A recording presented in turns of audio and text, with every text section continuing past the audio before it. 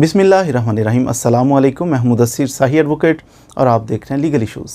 आज का legal issue जी ये डिस्कस करेंगे इमरान खान साहब के ऊपर 780A दहशतगर्दी की दफ़ा लग गई है जनाब कि इन्होंने दहशतगर्दी की है। अब इसका होगा क्या?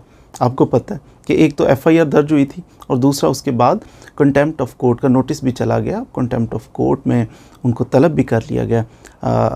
High court, Islamabad high court के अंदर आज उसकी प्रोसीडिंग भी है।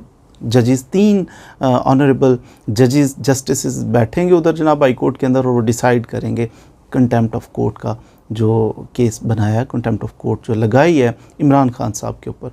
हुआ क्या इसमें? बेसिकली जो FIR हुई उसका थोड़ा सा हम जिक्र करते हैं। सबसे पहले कि एक एहतजाजी रैली थी, उसके अंदर इमरान खान साहब ने बोला, उन्होंने कहा कि IG और DIG आप लोग, शर्म आनी चाहिए आप लोगों को, आप जो कर रहे हैं आपके ख़िलाफ़ भी हम केसेस बनाएंगे। यानी कहने का मतलब था कि आप गलत कर रहे हैं, आप नाइंसाफ़ी से काम ले रहे हैं, विक्टिमाइज़, पॉलिटिकल विक्टिमाइजेशन का निशाना बना रहे हैं हमारे वर्कर्स को, शहबाज गिल एट्सेट्रा, इन लोगों के लिए कहा। साथ ही उन्होंने ये भी कहा, एक तो ये दो देखिए बड़े ऑफिसर हैं, इनको कहा कि आपको शर्म आनी चाहिए, आपके ख़िलाफ़ केसेस हम बनाएंगे कि आप हमारे साथ नाइंसाफ़ी कर रहे हैं। दूसरा साथ खान साहब ने ये कहा कि ज़ेबा नाम लेके, एक जुडिशल ऑफिसर का नाम लेके उसे मुखातिब किया और कहा कि जनाब आपको भी हम देख लेंगे, आपके ख़िलाफ़ भी एक्शन लेंगे, ये उन्होंने कहा। अब FIR दर्ज हो गई कि देखिए जी फ़लाँ रैली के अंदर इन्होंने 20 तारीख को इतनी सारी आवाम जमा थी, इतने चैनल्स पे चल रहा था और 2 बंदों का नाम लेके बड़े बड़े रैंक के ऑफिसर से पुलिस के उनको धमकाया, उनको कहा कि आपके ख़िलाफ़ केसेस हम बनाएंगे।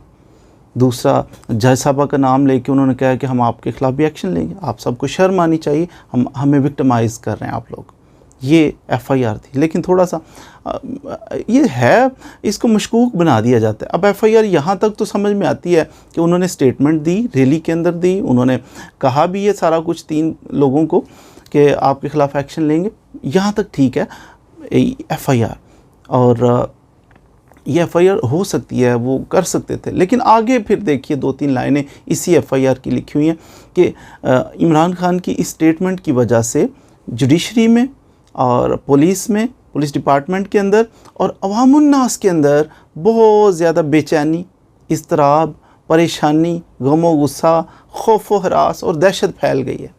अब ये कोई बात करें, अवाम को क्या इससे दहशत फैल गई है और अवाम छुपना शुरू हो गए हैं और बड़ा अवाम को परेशान, दहशतगर्दी अवाम में फैल चुकी है इस स्टेटमेंट की वजह से। हाँ, स्पेसिफिक पर्सन जो 3 लोग थे उनको तो ज़रूर उनको डैमेज करने की कोशिश, उनको कहा जा सकता है कि जनाब इनके अल्फाज इमरान खान साहब के दुरुस्त नहीं थे। एक जुडिशल ऑफिसर है, वो केस को सुन रहा है और पब्लिक में खड़ा होकर चैनल्स के सामने कहा जाए कि ये गलत है। जज को स्कैंडलाइज नहीं कर सकते आप। हाँ, उसका तरीक़ाकार है ना, अगर आप मुतमिन नहीं हैं, आप समझते हैं कि जज साहब फ़ैसला ठीक नहीं उन्होंने किया, उसको चैलेंज कीजिए अपर फोरम के ऊपर। आप समझते हैं जज साहब ने कोई ख़यानत किया, कोई करप्शन किया, आपका काम है उसका एक फ़ोरम बनाए, हाई कोर्ट के अंदर जाके एप्लीकेशन मूव करें उस जज साहब के ख़िलाफ़। इसका डायरेक्टरेट ऑफ डिस्ट्रिक्ट जुडिशरी, ये एक बाकायदा एक फ़ोरम है हाई कोर्ट के अंदर, उधर जाके आप लोअर जुडिशरी के जजेस के ख़िलाफ़ एप्लीकेशन दे सकते हैं। इसने ख़यानत की है, इसने कोई रिश्तेदारी निभाई है, किसी पार्टी से एफिलिएशन है, इसने ये फ़ैसला गलत किया, उस जज के ख़िलाफ़ एक्शन होगा, उसकी वो जुडिशरी से निकाला भी जा सकता है यहाँ तक। तो आप एक तरीक़ाकार होता है, ऐसा नहीं है कि जुडिशल ऑफिसर सुन रहा है आपके बंदे का कोई केस तो आप पब्लिक में उसको स्कैंडलाइज करें, ये कंटेम्प्ट ऑफ कोर्ट बनती है। लेकिन वो जिसने FIR लिखवाई उसने भी थोड़ी ज़्यादती की, उसने आगे अवाम में खौफ व राज फैल गया, अवाम छुप रही है और ये कोई बात है करने वाली। ये मुल्क के अंदर बहुत ज़्यादा बदअमनी फैल गई है इस वजह से, ये जो जलसा हुआ है वो पूरे मुल्क में ही बदअमनी फैला दी उन्होंने, ये नामुनासिब चीज़ थी। बहरहाल जी गलत था। किसी भी जो इंस्टीट्यूशंस हैं, सरकारी इदारे हैं, उनको खौफ और रास में मुब्तला करना नहीं चाहिए, उनको धमकी नहीं देनी चाहिए। उसका भी तरीक़ाकार है। फ़ौज अगर पुलिस गलत कर रही है तो उसका भी तरीक़ाकार है कि आप उनके भी केस कर सकते हैं, आप रिट फाइल कर सकते हैं, कुछ आपके पास फ़ोरम है, लेकिन पब्लिक के अंदर उनको स्कैंडलाइज उनको भी नहीं करना चाहिए, उनको डराना नहीं चाहिए, इन्वेस्टिगेशन की तो ये कर देंगे वो कर देंगे। अब इस पे लगती है कंटेम्प्ट ऑफ कोर्ट आप किसी अदारे के अफसर के जो इंक्वायरी कर रहा है, कोई इन्वेस्टिगेशन कर रहा है, उसको धमकाते हैं, या फिर आप जुडिशल ऑफिसर को स्कैंडलाइज करते हैं, इस पर कंटेम्प्ट ऑफ कोर्ट अब जो इनिशिएट कर दिए proceedings high court, Islamabad high court ने। अब ये किस कानून के तहत कंटेम्प्ट ऑफ कोर्ट होती है, इस पे क्या सज़ा हो सकती है, ये भी आपको गोशगुजार कर देते हैं। 204 आर्टिकल अगर आप मुलाहिज़ा फरमाएं कॉन्स्टिट्यूशन ऑफ पाकिस्तान का, 204 आर्टिकल कहता है कि अगर कोई बंदा जज को स्कैंडलाइज करता है, अगर लीगल जो प्रोसीडिंग्स चल रही हैं किसी कोर्ट में उनमें खलल डालने की कोशिश करता है, तो ऐसे बंदे पे कंटेम्प्ट ऑफ कोर्ट लगाई जा सकती है। इसका बल्कि एक एक्ट भी आ चुका है, कंटेम्प्ट ऑफ कोर्ट एक्ट है बाकायदा, उसके अंदर भी वाज़े तौर पे लिखा हुआ है कि कौन कौन सी चीज़ें कंटेम्प्ट ऑफ कोर्ट में शामिल की जाएंगी, किन किन चीज़ों पे कंटेम्प्ट ऑफ कोर्ट लग सकती है। मैंने अर्ज़ कर दिया कि ये चीज़ भी उसमें शामिल है, बहुत सारी चीज़ें हैं, इसकी अक़साम भी हैं, इस पर अलग से हमने एक वीडियो बना रखी है कंटेम्प्ट ऑफ कोर्ट पे। सिविल कंटेम्प्ट ऑफ कोर्ट हो सकती है, मिसाल के तौर पे कोई हुक्म दे अदालत की ये करें, बंदा ना करे, वो कहते हैं ये कंटेम्प्ट हो गई है। क्रिमिनल कंटेम्प्ट ऑफ कोर्ट हो सकती है, जैसे जज को स्कैंडलाइज करना, जज के बारे में जनाब कुछ ऐसा बदतमीज़ी कर देना जज के साथ कोर्ट के अंदर, तो क्रिमिनल कंटेम्प्ट ऑफ कोर्ट हो सकती है। फिर जुडिशियल कंटेम्प्ट ऑफ कोर्ट हो सकती है कि जुडिशरी जो है उसके ऊपर उंगली उठा दी जाए कि ये करप्शन करते हैं, स्कैंडलाइज, उसका स्पेसिफिक किसी जमात के साथ, किसी फ़िरके के साथ जज साहब को जोड़ दिया जाए, जुडिशियल कंटेम्प्ट ऑफ कोर्ट भी हो सकती है। बहरहाल ये मुख्तलिफ अक़साम है। यहाँ पर कंटेम्प्ट ऑफ कोर्ट्स वाज़े तौर पे नज़र आ रही है कि एक जुडिशल ऑफिसर का नाम लेके तो उसको मुखातिब करके कहा गया कि आपके ख़िलाफ़ केस करना जुर्म नहीं है। जुडिशल ऑफिसर के ख़िलाफ़ भी केस किया जा सकता है, एक्शन लिया जा सकता है, लेकिन उसको पब्लिक में नाम लेके तो ये स्कैंडलाइज ना किया जाए, बिलखसूस उस वक्त जब आपकी इंक्वायरी, इन्वेस्टिगेशन आपकी किसी बंदे की उसके पास चल रहा है केस, इस सूरत हाल में बिलखसूस नहीं करना चाहिए। इमरान खान साहब को सज़ा कितनी हो सकती है?